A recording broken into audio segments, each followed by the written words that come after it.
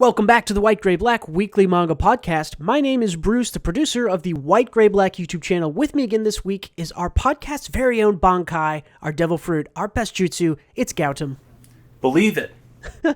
This is a weekly manga book club where we talk about all of the latest and greatest Japanese manga publications. This week, we're going to absolutely tear into the Ichinose family's deadly sins at its current state at chapter 37. We're going to love on Witch Watch some more, and we're going to talk the final chapter of the melancholy and wonderful high school romance Insomniacs After School.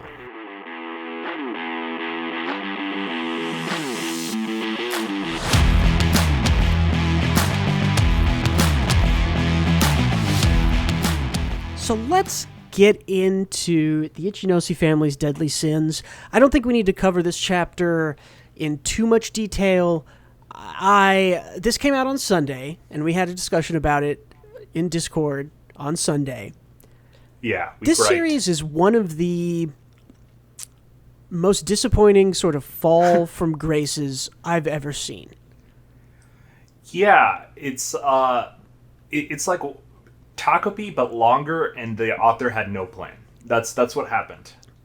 Yeah, and you can't convince me otherwise. You know, I would definitely point to this as one of those manga where not necessarily the author got it like extended past what they had planned, but I think the author got serialized and was like, okay, well, I know where it's starting, so it'll write itself after that, and it just doesn't. Because the first, I'm trying to think of how many chapters. This is chapter 37. I want to say the first maybe like 16 or 18 chapters of Ichinose are really good and really interesting and full of really cool twists and really great sort of, okay, we're going to do this kind of time-repeating dream world, solve the problems of the family members, deep dive into sort of character stuff, and that worked. And then we got to a certain point where it was like twist after twist, like literally every 2 or 3 weeks, it was a new different twist. It was like, he woke up, we're not in a dream world, we're in another dream world. Now we're in the real world. No, now it's another dream world. No, now we are reliving the car crash that made the insomnia stuff happen. And now,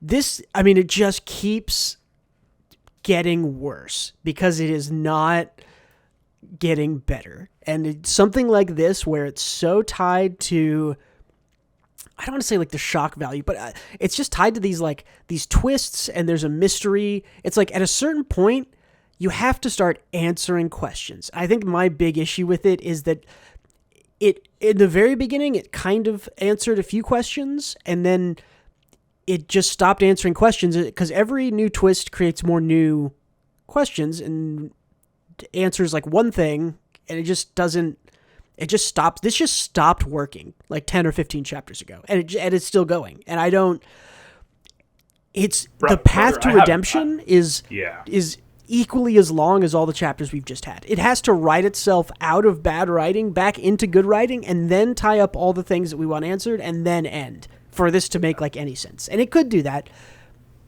I don't think it's gonna. Here's the thing, right? This is effectively a Chris Nolan movie written by M. Night Shyamalan. It is a mess of twists. You're right. It's just a twist after twist every chapter, to the point where, and I think this is a huge flaw, the biggest flaw, and I think the biggest thing that poo-poos my experience with this is, with mysteries, the fun for the audience is to speculate. Speculate, guess, and predict. And the author is in charge of subverting expectations, but in a way that makes sense, and in a way that the audience can look back and say, oh, I see what you did there, you tricky bastard. Twists should be surprising yet inevitable. One of my favorite authors, Brandon Sanderson, says that, and I think that's the best description of a good twist or twist ending, is it should be surprising but inevitable, right? It should surprise you, but if you go back and look at it, it should be, yes, that was indeed the inevitable thing that was coming. So the problem is with so many fucking twists, like at the beginning, I can even look back to when we were talking about it. We had a good time speculating what things meant. Why were they in separate rooms? What is each of their sins? Of course, the story doesn't address any of that. Instead, it just says, oh, here's a twist surrounding the sister. And then they're like, okay, fuck that. Let's talk about the mom now. Yeah. And then they're like, okay, enough of that. Let's talk about the dad. And then Tsubasa resets because he's in a coma or a coma of a coma, and there's so many like I'm good at following complex plots. This by all means makes no sense. Yeah, and this is. I don't know if anyone can understand it at the moment. Yeah, there's only so many. Yeah, like everyone makes fun of the dream within a dream layer. It takes an excellent storyteller to pull off 2 layers of dreams, right? Or to say the twist was you were in a dream and you woke up, aha, and then do it again, right? But we meme on that because in the sort of like 80s, 90s, early 2000s, like 6 or 7 movies did that. And so it was sort of like, oh, haha, dream within a dream, or it was all a dream twist. Like that's, and people call that out, and it, because that's not a good twist. Saying what I've shown you and you've accepted as reality is not, you have to forget that all of that was reality is defeating unless it is pulled off really well. So it does not work oftentimes. And like you said, they have done that in Ichinose several times. And that's another sort of like big sin of the Ichinose family, is like after a while the twists aren't even good. Because they're just twists for, like you said, it's like, oh, we wake up and it's a dream. Oh, it's another dream. Oh, it's not another dream. It was in his mind. It's a coma. It's a huge issue. If the audience can't tell what if the past was real and what wasn't, and if the future or the present is real, they can't tell any of that at the moment. And with that, you remove the ability for anyone to speculate because they don't know what's real and what's not. It's so convoluted. It is. Yeah. And you definitely bring up a good point of like what's real versus what not. Because essentially, I mean, if we believe that the current arc is in the real world and he's totally woken up from the dreams, the first like 20 chapters can just be kind of thrown out, right? Because all that character development, all that exploration of the family, that was all in a dream world. And none of that has actually happened, which is like, that sucks. It sucks to read something. I mean, and people always complain about bad writing in shonen, in stories, in whatever, where it's like, oh, I thought this character had development, and now they just regressed back to the way they were. Well, that's the same thing that's happening here, except we had a shitty twist that regressed everybody, and that's like, that sucks. You know what doesn't make sense on top of that? If everything was just Tsubasa's dream, like the story told us it was a few times now, then why is he seeing... Like, why is he dreaming of what other characters are doing without him around? And then why in the real world do they exhibit, like, the same craziness that he doesn't know about? Like, the real Tsubasa doesn't know his mom is a fucking psychopath, but she was in the dream, and she is in real life. Like, why is he imagining his dad having an affair and his mom seeing all that when he's not even in the scene? That doesn't make any sense. You know, and you're exactly hitting the point because you're asking questions. There are so many questions here that we just can't answer because, and we can't even. The problem is we can't even speculate on it, right? Which is again is another thing you pointed out. Because yes, if you go back, I believe we covered this in maybe like the first 3 or 4 episodes of the podcast we did last November. We had fun speculating, like, ooh, where's this going to go? Is it going to go here? It was really interesting stuff and really cool to speculate on, but speculation sort of requires I'm trying to think. It's like looking at a Lego build or, you know, like a floor plan for a house and seeing the walls put up and being able to imagine what the house is going to look like. But when you keep tearing down the walls and putting up new walls, if you say, well, what's the house going to look like? It's like, well, I don't know. You're just going to tear the walls down again, probably, right? Like, how am I supposed to guess what the house is going to look like? So, and that's the frustration of Ichinose Family's Deadly Sins is that we've torn down the walls of the house like 4 or 5 times and said, oh, hey, everything you learned, not true. Forget all that. Oh, hey, everything in that last part, also not true. Also didn't matter. Everything that happened in the dream world doesn't matter because we're in the real world now. Or are we in the real world now? I don't know.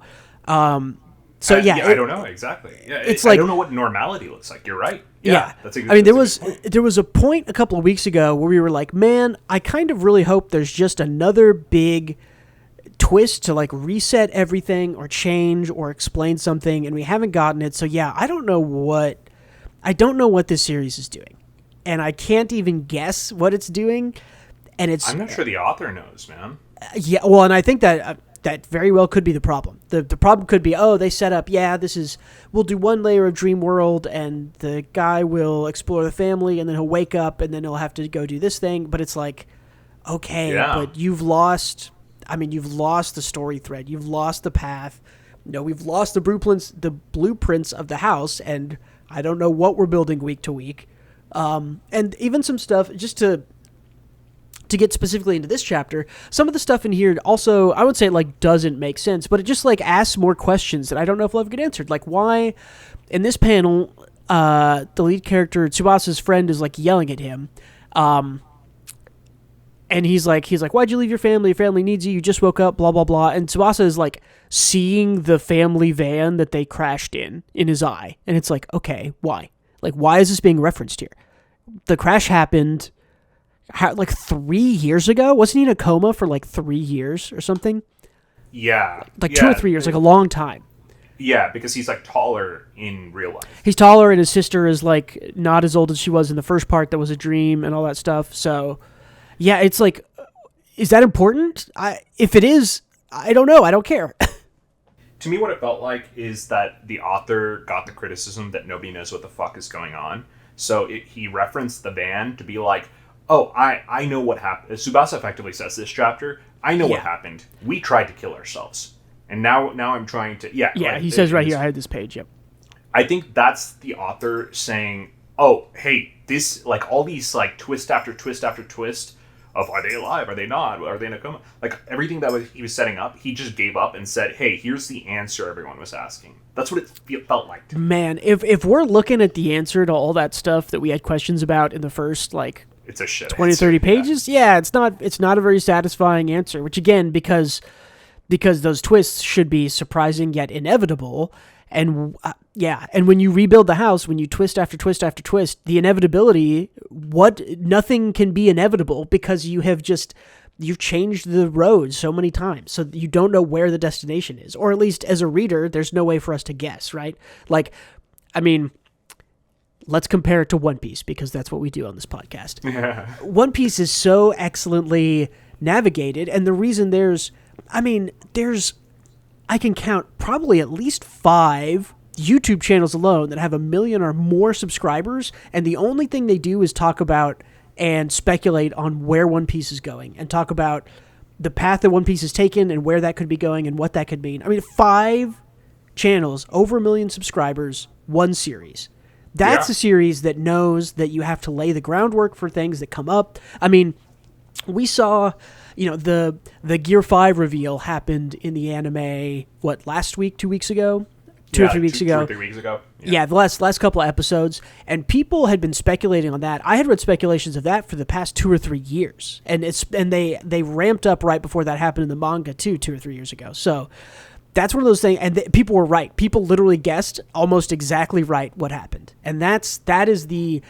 It's surprising, maybe if you aren't paying attention, but if you go back or if you're really paying attention, it's inevitable. That's right. Good.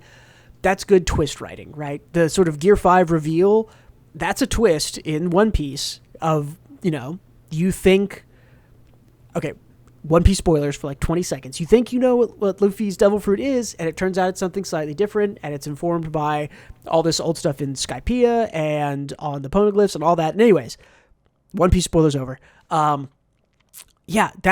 the way to do it, because it's surprising, but it's inevitable. This, and because it hasn't sort of changed or strayed from the path, you just get more information. And again, another thing that One Piece had us asking a lot of questions, and I think starting in Wano, maybe even starting in Zou before that, Oda's started answering questions, and he has not provided us with a whole lot of new questions to ask. There's a couple of new things. There's Im and the a little bit of the world government and the 5 planet dudes, whatever they're called. Those are sort of like new characters with some questions around them, but it's all answering questions, right? Like, you're in the back half of your story, you're back third, you have to start answering questions.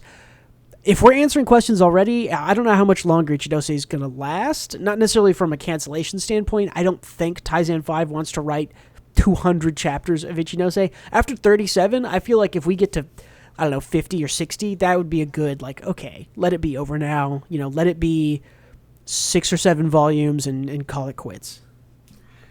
I don't even know how he would salvage this at this point. Yeah, well, I mean, it's like I said, you have to start like in, right now in the next chapter, writing yourself out of this weird pit that you've gotten yourself into. You have to write yourself back to a place where you can then surprise us with something that makes sense. But I think I don't. I mean, do you think here's a big question? Do you think this is salvageable? Do you think there is a way for Taizen 5 to write themselves out of the hole that they've dug? No. I really don't either. I don't think this is salvageable. Like, I really enjoyed the first 15 or 20 chapters of Ichinose Family's Deadly Sins. I thought it was really good. I thought the emotional character stuff was great. At this point, I don't know what's going on. Yeah, I want to drop it, but I'm also too curious to see if it'll hold up at all, right? Like, I want to see, because it's so twisty and was so surprising, and I know Taizen 5 is a good writer because, what was the other thing they wrote? The Takopi's Original Sin. Takopi's great. Takopi's Original Sin is fantastic. And but it's I'll be honest, Takopi's focused, right? It's so focused. It's 5 chapters long, or 6 chapters or something, right? Like, it's super short. It's very short, yeah. Super focused. It knows where it's going from where it starts, right? And this one didn't. Or maybe, I don't know, maybe Taizen 5 was like, whatever, I'll write this crazy wild twist thing and they'll cancel me in 18, and they didn't. And he was like, oh shit. But no, I agree. I don't think this is salvageable. Like, I think I will read it out of curiosity to a certain point, and then might check in on the threads on Reddit and Twitter and see if if someone's like, oh my gosh, this explains everything. If I see that, then okay, I'll go back and read it. But like, I don't know. Like, it's a tough read. Here's the biggest reason why I think it's unsalvageable, right? Even if he finds a way to loop this all back into a way that everything makes sense again, he's already lost my investment a bit. Yeah. So I don't remember my speculative thoughts on like the beginning of the series because he just invalidated. He's erased it. He completely. Yeah. So there's no point in me retaining that information or reading a chapter and referencing that information because that is just a blank, right? Yeah. And even if he brings the beginning of the series back into relevancy, it's kind of out of mind at this point. Because I'm not making these connections anymore as I'm reading the series. I don't know. That's you're addressing the problem. You put it better than I did. He's lost us. So you have to. When I was talking about, you have to start writing and write yourself out of this hole. Now you have to get people to reinvest in your story after getting our investment to start because it was good at the start, and then losing it. Now you have to get us to reinvest. That's, I think, asking someone a second time to invest in your story after losing them completely, I don't think it's possible. Yeah. So hard. Not impossible, but that is so hard. I mean, Ranger Reject didn't lose us, but it had like a really kind of mediocre bad arc there in the middle. And so, but I don't think it was so bad that it made me totally lose interest, and it didn't need to reinvest, right? There's a level of lowness of you. It's gotten so bad that you've lost me, and you now have to win me back. That it's like a relationship. It's like if your partner cheats on you or something, right? It's like trying to earn that person's trust back after being betrayed is like virtually impossible, right? Like, obviously some people go back, sometimes it works out, whatever. But like, yeah, virtually impossible to win someone back after betraying them and going this far down some not good writing holes, I will say. It's like if the partner you've been dating for a year just starts saying that she wants to sell you essential oils, and that's what this has all been about this whole time. Yeah. That's how I feel about the Ichinose family. And I think and here's one of the, focusing back on chapter 37 just real briefly, one of the things that is frustrating here is that there's all these twists, there's all these hanging threads, every character, they're all sort of in development, we don't know where any of this is going, and on top of all of this, in this chapter, the main character's best friend comes in and is like, oh yeah, my family has drama too, we don't get along well, and I might, run away, and it turns into an argument, and I've been hit, and that's why I quit soccer. It's like, no. Why are you introducing more drama? Like, you do not need more plot threads in this story. We need less. You have to start resolving things. And it's so frustrating to me to read that. I will say if I had to guess the intention behind why this character said that, and why Taizen 5 is even bringing that up, is not to explore that character, but to give his main character, Tsubasa, a reason to go back home. It's like, oh, his friend has a shitty home life, but he's not running away from his problems. He's facing it head on. Potentially. I guess I should do that too. Kind of a beat is what I feel like he's going for. But either way, it's like you said, or it's like we both said. This has lost us a bit. Yeah. Or a lot of it. Completely. So yeah. Author intent with these kinds of scenes don't matter when the concept is so incredibly flawed at this point. And it's like you said, lost investment. You can't. I think my big issue is that you've lost my investment, and you're sort of presenting me with like another character and another plot line for me to get to, and you're asking me to invest in that, and I'm like, no, like you've lost me on every other plot line because you've dropped it or twisted it or whatever. I'm not investing in your new best friend family issue plot line. I'm sorry. Like, and asking me to pisses me off, right? Like, it isn't just like, oh, you asked me to, no thank you. It's like, you asked me to, and it's like, are you serious? You're really going to introduce a new plot thread after all the other bullshit you've put me through with this series. So okay, I don't even know where to begin though. Like, even if I wanted to get invested, I don't even know how, because that little kid, his brother is like fake. His brother's fake kid was the kid his mom tried to kidnap when the husband was having an affair. The husband was like raising that kid in Tsubasa's dream. Yeah. How does that make any fucking? I don't know. Like, it doesn't make any sense. And we speculated early on. One thing I do remember was, okay, Takabe's Original Sin has sort of a sci-fi space magical element to it. Do we think that's going to happen here? And is magic the only way this makes any sense? I think probably. I think the only way this makes any sense is that Tsubasa is a reality bender that can jump world lines into different. Yeah, like some form of magic is the only way that they're able to bring this back to like. Yeah. Yes, which I think is why.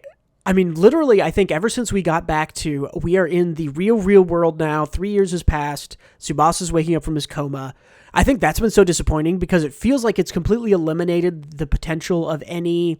Because I mean, you could kind of say, oh, dream coma stuff. That's a sci-fi fantasy sort of trope element, right? Because dreams aren't really like that, right? Like, we don't really experience dreams like they're reality in most sense of the words for the majority of people. But it's like, it is such a played out trope that it's used as a joke nowadays that it's like exactly, nobody does it, and for good reason, right? Because it's unsatisfying. Yeah, very unsatisfying. What a series. All right, that's 20 minutes of tearing into Ichinose. That's probably enough. One last thing. I had more fun, kind of just getting riled up and complaining about Ichinose than I do reading it. So. Yeah. Also, I mean, just to tack on to the end, I like the uniqueness of the art, but the art is not always appealing. It's a little messy in ways, and it isn't. Yeah, I don't know. I thought it was more interesting at the start, and I don't think its framing and paneling is keeping up with how interesting it used to be. There's not a whole lot of interesting blocking or anything here. I think it wins me over a little bit with just unique character designs. Yeah, it's definitely unique, and it's not bad. It's just, man, I always, whenever Tsubasa and his best friend show up, I always have to like wrap my mind about like, okay, which one is which? It takes me like 3 pages. I'm like, okay, the slightly longer hair is Tsubasa, and the slightly shorter hair is the other kid, because they have same. I'm sorry, you don't see a lot of male same face syndrome except for like leads in isekai, but like these are the same. They have the same eyes. These are the same characters. They have slightly different hair. One's hair is like 2 inches longer. Always loses. You may have face blindness, Bruce. No, these characters have same face. This is like. Next thing you're going to tell me is that all One Piece women look the same. I mean, for about 500 chapters, they do count. Just kidding. I know. Yeah. Okay. All right. Any last thoughts on Ichinose? No, because I don't think I had thoughts to begin with. I don't know what to think of it. Why would you have thoughts about this when they will just be erased and made invalid? So. Yeah. Hopefully I wake up from a coma and this all makes sense. Cool. Let's move on. let's talk about some good stuff this week. Fill me in on Witch Watch. You said that we were talking before the show. You said Witch Watch usually doesn't appear as a sort of premiere or best chapter of the week because it's just kind of a comfy little comedy thing. So why bring it this week? What made it so good? Well, I brought it this week because one, this is just a good chapter, and two, everything else was kind of slow this week. But I did think this was a good chapter. Witch Watch is fucking great. For context, my favorite character, Kanchi, he's kind of like an airheaded. He's a Tengu, but he's like this airheaded ditzy guy, so like very social dude, kind of a dumbass. He's fighting this. They're all like paired off for shonen battles. And he's fighting this warlock who can go into people's dreams and like hurt them in dreams. Like a Freddy Krueger type beat. Right. And he has like way more power to manipulate dreams. Effectively, the last chapter was him just making Kanji miserable, like picking on his insecurities, making him weaker that way. But he got his ass kicked. So he ended the dream and is effectively running away at the start of this chapter. So he's releasing it right there. And he finds just this other girl in the forest, random girl, and takes her hostage. It says they're going inside her dream now. Kanchi, of course, tries to stop it, being a fucking paladin. And in the dream, he gets kind of like classic isekai. It's kind of like a chapter of isekai. I flipped through it real quick, but this is funny. He gets protag clothes in this girl's dream because that's how the girl sees him from their brief interaction, and that's how she sees the dream bender guy as the villain. He's the villain. And the dream bender, of course, thinks he has the upper hand once again because he can manipulate strength in dreams. But this girl's imagination is so fucking buck wild that those shitty ass manga inside of manga characters are all in her dream situation too. She's dreaming about that. Yeah. So I think the last time we talked about Witch Watch was 21 chapters ago, and chapter 100. Maybe you brought it once more since then, but I think it was 21 weeks ago, right? Like I think it was beginning of the year. People are going to think that these characters are consistently in Witch Watch when they're literally in only the chapters I talk about. It's like the third chapter they've been in. Yeah. The 3 chapters they've been in. Yeah. It's so these goofy ass fake shonen protags are in this chick's dream, working with Kanchi to beat up the villain, and they call the villain like Foggy Smoke. And the villain just plays straight man at this point. It's like, don't make any the fun. lion cyborg guy is back, which I love. The more waves you make, the more their ears prick, Foggy Smoke. I love how actually it's so funny how the bad guy's just like yelling at them like, what? Like, who and what are you? Like, you don't make any sense. It's fucking great. And of course, it's not even a fight. This is just a goofy finale to like the meaningful chapter before this, where they go into another dream and it's just like a complete weeb. The girl they pick is just a total weeb. They team up and kick his ass. And in the final page, I think it's like hinted at that she's like the author. That's what I got. She's the author of the crazy in-world Witch Watch manga that we read every 50 chapters or whatever it is. Yeah, exactly. I guess this is our Inception episode, right? Kind of. This is a dream. It's our manga within a manga. We go inside a dream about the manga within a manga. I actually didn't intend this at all. But it kind of lines up, though. Yeah. It lines up. This is one where people wake up from a dream and it's actually satisfying. It's just a fun chapter of Witch Watch, as always. Really good manga. If you're looking for a fun read, this is it. I'll keep recommending it forever. Yeah, chapters like this, because I flipped through this one. This really, I should read and catch up on this. The Tengu guy just got introduced where I was reading, which is like chapter 15 or something. So I need to get back to it. It's hilarious. I love how meta it is. I usually hate character archetypes like the Tengu guy when he Kanchi when he was initially introduced, but he's my favorite character. I think the author does a great job making all the characters incredibly likable because they're not just one-note archetypes, and I think that's because the author knows how to write banter very well. Mm-hmm. And banter, dialogue is tough. Dialogue is a tough thing to dialogue write. is tough. Dialogue is tough. Banter is tough. And I think the author excels at that, which does like huge things for characterization, right? Yeah. Especially if you like, usually shows have like one straight man, but it's hard to make every character have the capability of playing the straight man, which this author does well. Yeah. Yeah. And so that's an idea. There's an idea in comedy, in case you, dear listener, don't know. There's an idea of a straight man and a funny man. This is like early 20th century idea, maybe. I don't know where it comes from exactly, but the idea is that one person is ridiculous and wild, and what makes the scene funny is that you play that against a guy who looks around and sees that everything is funny and wild, so that often the straight man is played as the like self-insert character or something like that. But like the normal person, right? Right. There's a normal person in a funny situation. Because if it's just a funny dude in a funny situation, it's harder for us to sort of empathize or get that or understand that. So there's a straight man in a lot of I'm trying to think of a movie think of Ben from Parks and Recreation, or let's say at first he transitions out of the straight man. Because he gets used to the goofy. He starts as a straight man for sure, though. I mean, Jim in The Office is a perfect example, though. Jim in The Office is, or again, everyone surrounding Michael's antics, right? Where they are just like Michael. You can't do that shit. Michael does something crazy, right? Yeah, but everyone else in The Office is wild, and Jim is a normal dude in the middle of it. He's the straight man in The Office. So yeah, that's a good example. Yeah, like you wouldn't find The Office funny if Michael does his crazy hijinks and everyone is also quipping and making jokes. Yeah. You need someone to react to his insanity by saying, "What the fuck?" Like that kind of, you need a kind of grounded reaction in order to enhance the absurdity of the situation. And that's what a straight man does. Yeah. And for your characters to be like... I wonder if we explained a straight man too much.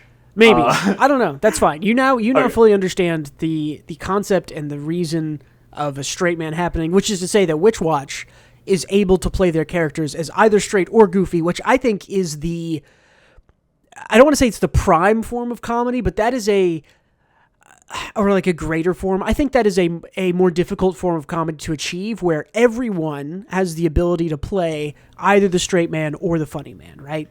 Agreed. And it prevents your characters from being Flanderized too much. And you can Google Flanderization. We won't get into a spiel about that one. That's one of my favorites, no. But I mean, it's just to kind of reference back to an example, it's something that The Office and Parks and Rec and a lot of these really good comedies are able to do, right? Because sometimes Jim is the straight man, and sometimes Jim is doing crazy stuff, and we're looking, and it's, Pam is the straight man in this scene, or someone else is looking in at all this other wild antics, right? Like Jim is having a prank war, and someone else is like, "You are the funny man in this scene, Jim. You are wild and stupid. Why are you doing this? I'm the straight man," right? So it's a really good skill to give depth, to be like, oh, they're not just the boring normal person. They can also be a part of something goofy, and all these goofy people can also look in at something goofy that doesn't line up with them, and they can play the straight man. So I think that creates a cast and a dynamic that is present in Witch Watch, obviously, is what you're telling me, that is much more fun, much more, not necessarily chaotic, but you're able to just do a lot of different things with that you couldn't do with only a single straight man and a bunch of wild things. Agreed. Yeah, I think it adds complexity to a little bit of depth. Actually, is what I was going for. Depth is a good word for it. Yeah. Yeah. But yeah, that's all for Witch Watch for this week. I'll bring it back in a few months or something. Well, let's see how many. It'll be like 29 weeks, and we'll get chapter 150, and we'll get the Lion Man back again. We'll get the Lion Man back again. Yeah, so we'll see that next February or something. But cool. Let's talk about the final chapter published here of Insomniacs After School. This is by Makoto Ojiro. I caught up on this a couple months ago. I think I went over it in my One More Thing. This is a really good, really comfy little high school romance. Really gorgeous art and blocking and paneling and stuff. Did you read this final chapter, Captain? No, I'm like 25, 30 chapters behind. Okay, cool. Well, a little bit of spoilers for you then, but not too much, because the The back half of the story is not as good as the front half, I will say. Or the front, maybe 70% is sort of the quality part of the story. This is almost more of a final chapter and epilogue type thing. All the friends are together and they say, pinky promise, we're going to meet up in 12 years because that's when the next, total solar eclipse is, blah, blah, blah. Because they're all kind of involved in the astronomy club. It's like, oh, we'll pick an astronomical event, one of those. We'll pick a space thing that happens, and we'll meet back up around that. So they say, 12 years, we'll meet back up. They all just kind of go their own way. That's like the first half of the thing. Magari, the sort of main female lead here, she goes and walks around with her boyfriend, and this, I had to put this in here because this is where Insomniacs After School really shines for me, is the author and the main male character here are like, I think they are just so in love with their lead female character that every time they just get a chance to just like draw her existing in the world, it's like the best panels. Like, I love these shots of her just sort of like having fun and walking along this river in Japan. And the author does this a bunch in the series where the male lead is taking pictures of the female lead, and it's like, wow, these are like the most gorgeous, like, I'm getting a lot out of these still pictures than I am out of, dialogue or whatever else. So I really like this whole sequence here where they do this. That is really great. Yeah, one of my favorite parts of Insomniacs. We do a neat little transition where she goes, boyfriend, give me your camera, I'll take a picture. It was okay, and then it's like, boom, 12 years later. So again, like I said, good. There's a little bit of an epilogue. It swaps around. Shave your beard, man. Yeah, I know, he looks like a I'm glad that this author can draw someone who ages not like, oh, it's their perfectly, neat and trimmed version of their high school self. It's like, nah, dude has a shitty little beard and his hair's a little bit too long and he's not dressed nice, which is, I appreciate that. That gives the character more character. Yeah, that's great. So, I love that. And yeah, so here's where the frustration starts for a lot of people. I will say I don't mind this kind of open-ended ending that this had. I saw a lot of comments and a lot of commentary around the chapter being like, why don't they just confirm that they're dating or married or not dating or not married or something? Because we just get sort of a very open-ended ending. You saw those photographs. You already understand. We know that they're together. I don't know. That doesn't matter. It's pretty clear. Yeah, and I think she says I don't know. There were people digging way too deep into this, in my opinion. The last final 5 or 6 pages is this time skip stuff. We don't see Magari's face during any of them, and people were speculating like, oh my gosh, like, we don't see her face. Like, look, the male lead is dressed in warm clothing and she's not, so she must be a ghost and she must have died. And it's like, you know what? No, probably not. Like, don't overlook it. The dude is a slob and he's not wearing.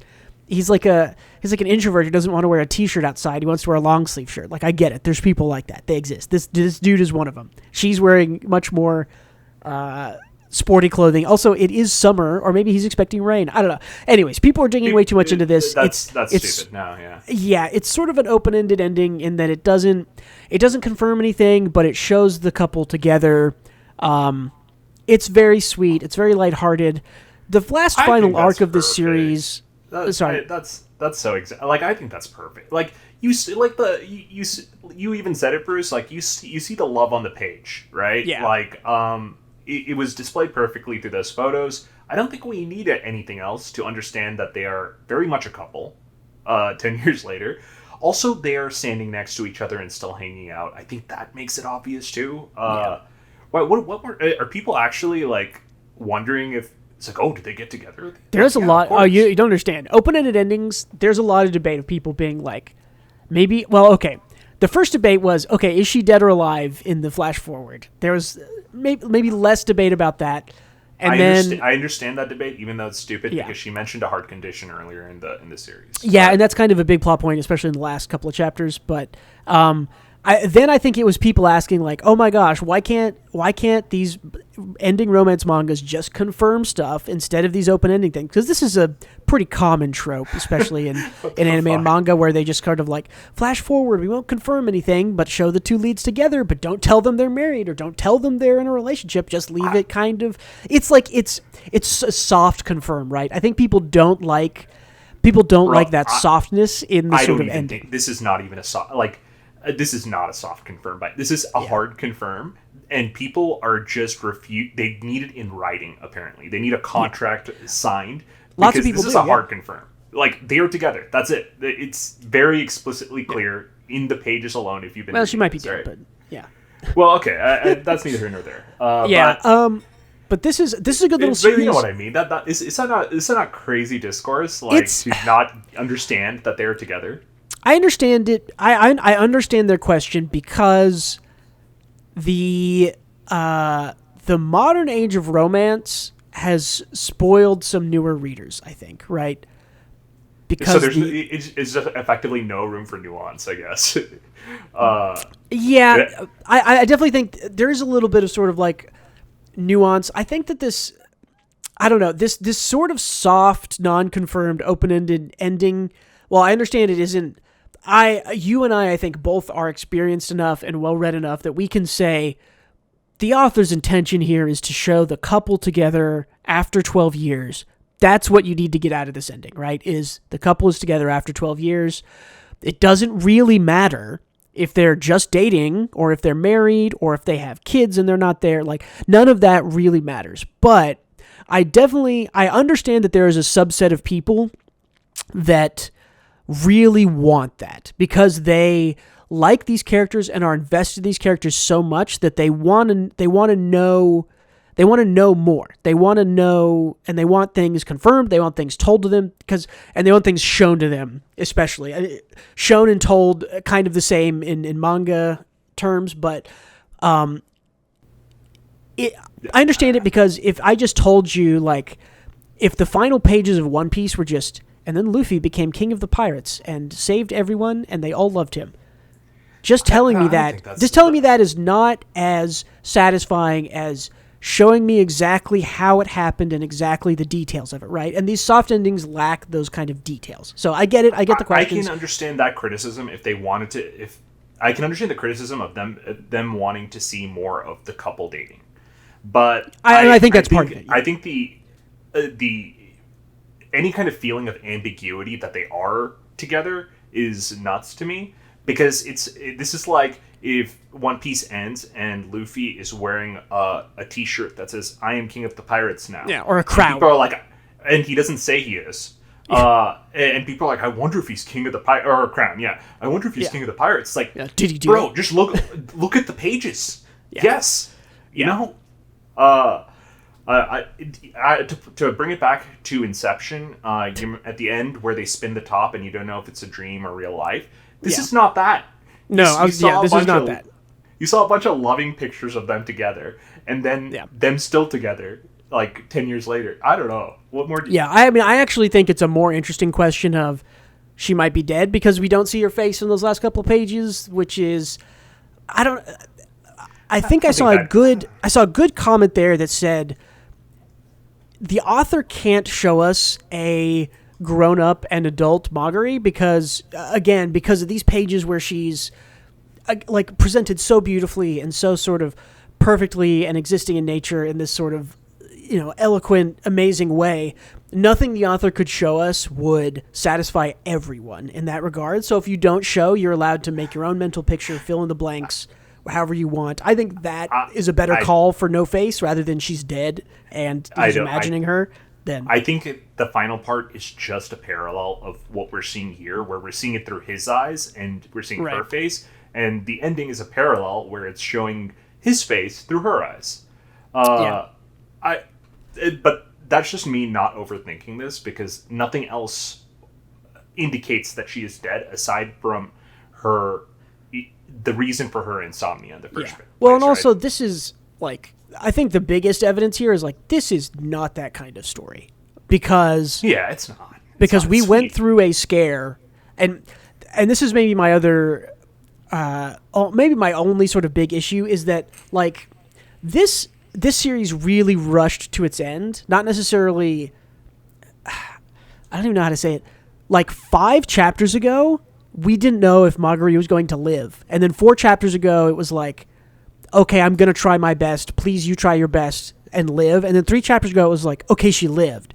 And then 2 chapters ago was like, okay, we're graduating high school, and then it's over, right? Like, this series, like, really went quick through the sort of, like, I have a health problem, I might not make it. Is this going to be a melancholy, bittersweet, I lost my girl, I'm going to press forward? Or is it going to be they both survive and they both make it? It chose, obviously, she survives, blah, blah, blah. And I think the fact that it chooses that she survives in high school means that we're not ending with her, oh, she survived high school 4 chapters ago, but let's kill her off 12 years later, going, like, that doesn't make any sense to me, just from a stylistic, choice, genre, whatever you want to call it, right? Like, you don't, if the author wanted her to be dead and for her to, like, appear as a ghost and guide the main character, she dies in high school, and he has to deal with it, and 12 years later, he has a reunion with all the other school kids, and she's there, and that's also beautiful. Also a nice ending, obviously more sad and melancholy, but the other didn't choose that, right? She lived through high school, so we're not choosing death randomly in the last 6 pages of the series. Like, no way. But Bruce, he's wearing black, which means he's in mourning. That's a good call. Nobody pointed that out, but that's a good call. I'm just pretending to be an overthinker here. It is what you said. It is what you said. It's just a sweet ending, and we can just accept it as that. Yeah, I think you should. Don't overanalyze it. I do think this rushes a little bit at the end. I think this is still a really, really good high school romance series. It has Reiwa energy. They start dating a little over halfway through the series, so it does that for you. If you're, this is not a long, prolonged confession thing. Really gorgeous art. I really like the art. Really like the character designs. I talked about it a couple of weeks ago, or a couple months ago, maybe on the podcast. But yeah, I really like this series. I'm glad it's over. The author already has a new manga series planned in Weekly Big Comic Spirits. That's the magazine that publishes this again. God, these names sound made up at this point. Weekly Big Comic Spirits, yeah, which I think is again I think a subsidiary of Shueisha, since this is published in Viz. But so already has a new series planned. I'll definitely check it out. I wonder if they will go for just another cute high school thing or an adult, if it'll be romance. I wonder what they'll do, because I think that they are a really good character writer, a really gorgeous artist and panelist, and I really looking forward to more of whatever they do, because Insomniacs After School is great. A little bit of rushed ending, but doesn't take away from how good the series is outside of that. Yeah, no, it seems sweet. I should catch up. It's pretty quick. If you're 20 or 30 chapters behind, I mean, it's only 120 chapters, I think, or 125 total. So I'm at the finish line, effectively. It's a pretty easy read too. It's like not hard to get through. So yeah, cool. Anything else about manga? There's no big news this week. We are on the precipice. The next time we have a podcast, we will be, I think, 2 days away from the One Piece live action. There were some more pictures. I sent you a picture of the live action transponder snail. But other than that, no real news this week. So, a slow week for manga. Which is why we just complained about Ichinose for 40 minutes. Dude, I carried that energy all the way into fighting Redditors about their take on this chapter. About their stupid take of Marguerite's dead. Yeah. And to be honest, I still feel like fighting. Pull up 8 more Reddit hot takes about manga. God, we should do that. We should do it right now. We should just look at someone start a Reddit thread that's just Reddit manga hot takes. See if it survives. We'll go through it. Tell me, Gautam, about what else you're doing. I'm playing so much Baldur's Gate. I'm working and I'm playing Baldur's Gate. That's all I'm doing. I know I said this like 3 weeks in a row, but it's a long game. And it's a very long game. Yeah. There's not time for much else while you're playing it. So yeah, exactly. So I've been having a great time. I have not much else to say about it aside from it's awesome, and check it out. Cool. I took a little bit longer on mine. So I started reading The Heroic Legend of Arslan, or Arslan Senki, which is the pseudo-historic manga by Hiromu Arakawa, right, who's the author of Silver Spoon and Full Metal Alchemist. She does the art here. And then the author of the light novel's name is Yoshiyuki Tanaka. This manga is essentially just based on those light novels. This is really good. It's not... It's a little bit more historical and weird. It essentially takes place in ancient Persia, but there's some magic stuff going on. The closest thing I can compare it to is it feels very, very much like the start of a Fire Emblem game. Because it's it's a young prince, and he has his like protector knight, which is like, okay, every game starts with like you are royalty, and you have this paladin, right, who's like an upgraded unit who can wreck everything. That literally happens in this story. Arslan is this like young knight. He's pretty good at fighting, but he also has like Doryun, who's his like hyper knight paladin guy, who's like the best knight in the world, protecting him. It's a lot of sort of political drama, very sort of war focused right now. I know the story takes place in kind of two separate eras, so eventually we get past that, but it's good. I mean, it's fun. It's a fun in the way that only Arakawa can do, where the characters are in very serious situations but still find goofy stuff to do. She is, I think, a master of balancing drama and comedy, where things when they're lighthearted are pretty funny and easygoing, and they can get really serious, but there's still a little interjection of comedy. Her art is still fantastic. She's obviously not the best in the biz, but I love her character designs. They're great. I love what she does here. I'm like, how many chapters am I in? Well, see, it's interesting. I think her character designs, they're pretty good, right? But I think my love for them comes from how good her other works are that just make me love the design due to the quality of the work. She's definitely she's better at designing characters than she necessarily is at like drawing every individual panel, I guess. But yeah. Well, but they all, like, this guy looks like Edward, right? Arslan looks like Edward. He exactly does. He looks also sort of like the Yomi no Sugai protagonist. They all kind of share very similar features. Her art style is very, very... Her style is recognizably unique. Yeah. Which means that it trends similar, but... Exactly. I will say I'm not a fan of Arslan. And I think this is an unfair perspective that I have, because I'm just comparing it to other Arakawa works. And it's definitely it is not as good as FMA. It's not as good as Silver Spoon, and I do not like it as much as I like Yomi no Sugai so far. I still think it's readable and fun. It's very sort of Game of Thrones, Fire Emblem right? Like if you like those things, like if you're a big Fire Emblem fan, you will love this. Like it is literally a Fire Emblem game, like on the page. Like it's hilarious how close it is. I think it's truly just an issue with my expectations of her work being the bar being incredibly high, because I think if some random put out Arslan, I would think this was a good manga. I would think, hey, you know what, this is pretty dang good. I'll continue to read.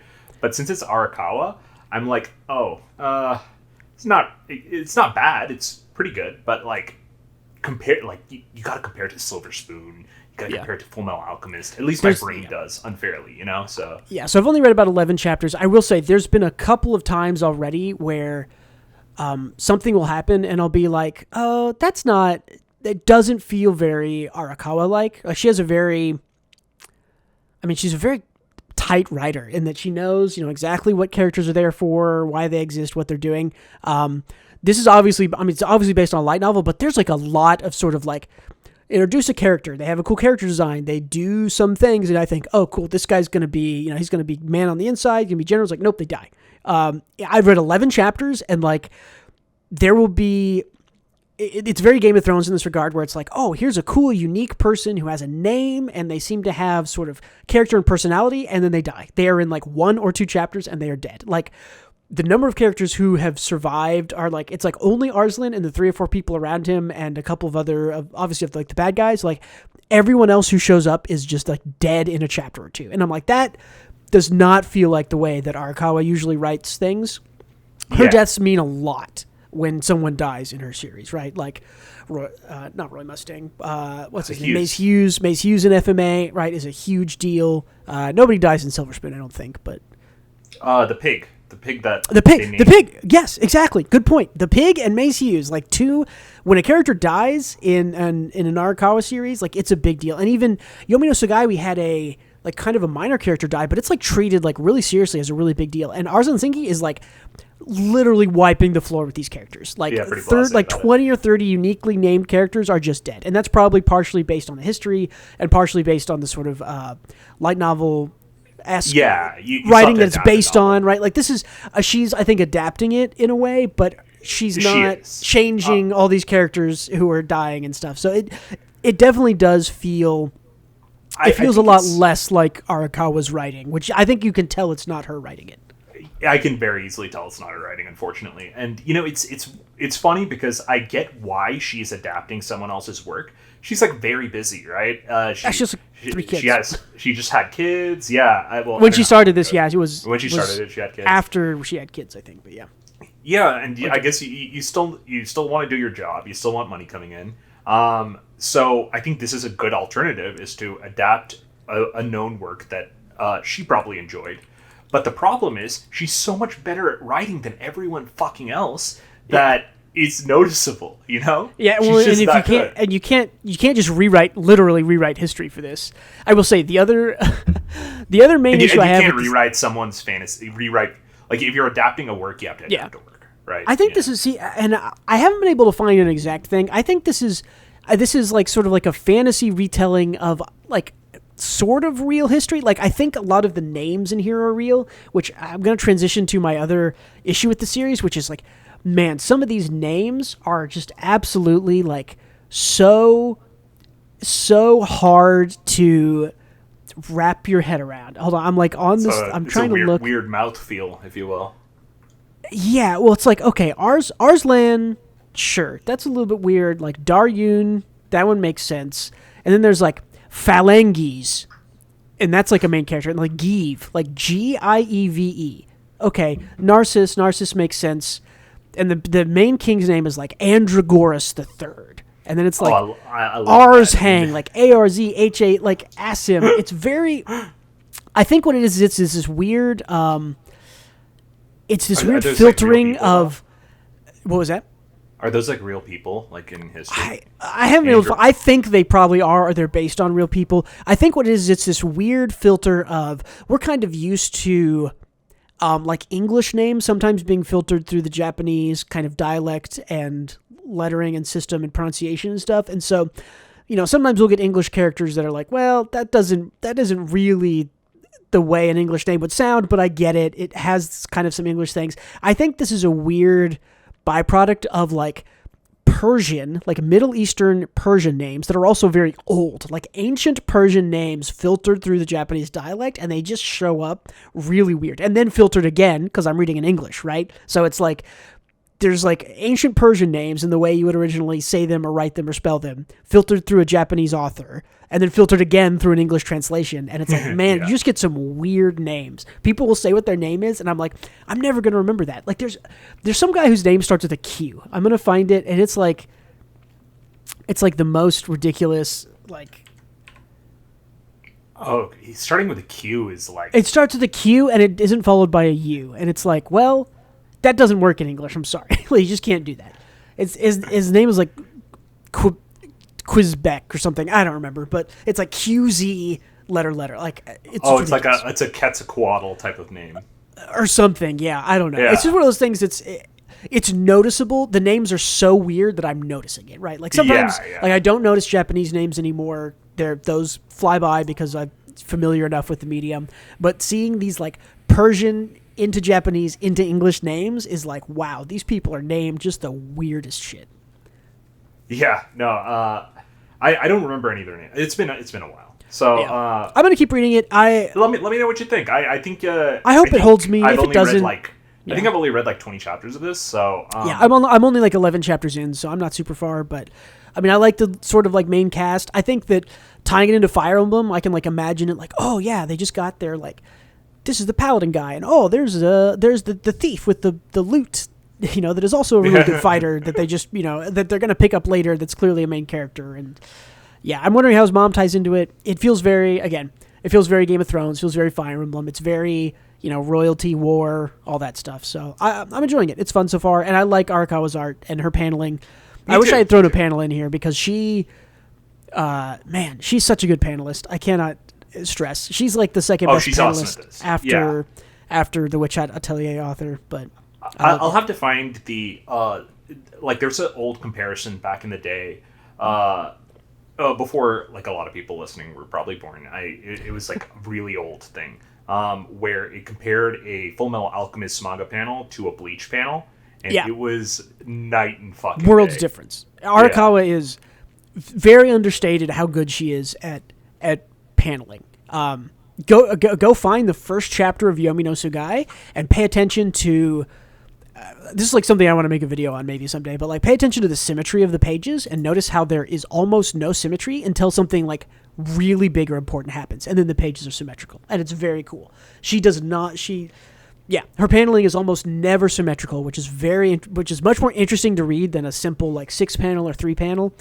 Those are pretty boring to go through, and it's great. She makes the page interesting in ways that, again, because like we mentioned, her art is not the best at all times inside the panels, but man, her paneling is so good. The pages read so easy and so well. I love it. Yeah, no, Arakawa is a fucking masterclass. And we've always said it. And honestly, we don't even need to say it. It speaks for its fucking self. Yeah, Full Metal Alchemist speaks for itself. Yomi no Tsugai does. Silver Spoon also. So that's Arslan Sinki. Anything else you want to bring up or mention this week? Are we good to get out of here? Yeah, just in case we are the only ones who don't understand Ichinose family, and you, the viewer, does, can you give us a 150-word write-up on what's happening? That would be great. Leave us comments. We like comments. I've only deleted one comment because the guy didn't listen to the episode, made a comment on it, and I was like, that doesn't deserve to be there. So I will not delete your comment if it's relevant to the episode. Remember that. And if it's 149 words or less, it'll also be deleted. Just take note. True, yep. You got to write us. Yeah. There's a word count limit. Write us some stuff about Ichinose and how you feel. Maybe explain it to us. Maybe predict how it'll go. Maybe you're more in tune with where this is going than we are. I just cannot believe anyone is in tune. But anyway. Cool. That's pretty much all I got to say on Ichinose. Yeah, me too. That's all I have to say this week, I think. Hey, thank you for coming, everybody. If you enjoy the podcast, you want to support us, leave us a comment. Like we said, give us a like, give us a follow. Any type of positive reinforcement they offer, go and do them. Hey, if you're on Apple Podcasts, I think leaving reviews on Apple Podcasts is a big thing. I hear other podcasters asking for. Leave us a review. Even if it's bad, I feel like it's probably... No, make it a good one. Don't review us if you think we're bad. Just ignore us. If you really want to help us out, you can give us some funds. Head on over to Patreon, patreon.com/WGBmanga. We have bonus episodes there if you sign up. You can check me out on Twitter at WGBmanga. As always, thank you so much for being with us, sitting through our lambasting of Ichinose. Yeah, thanks. I'll catch you guys later. Awesome. Please come back next week, you guys. And don't forget to read more manga.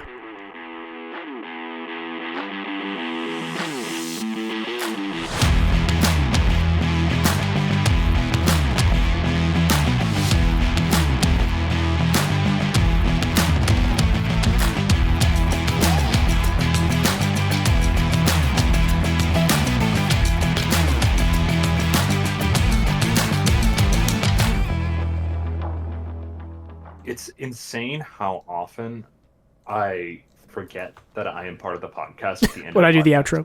outro. Yeah, like I was just like, oh, cool, I'm listening to a podcast now. And it's concerning that my brain makes that distinction that fast.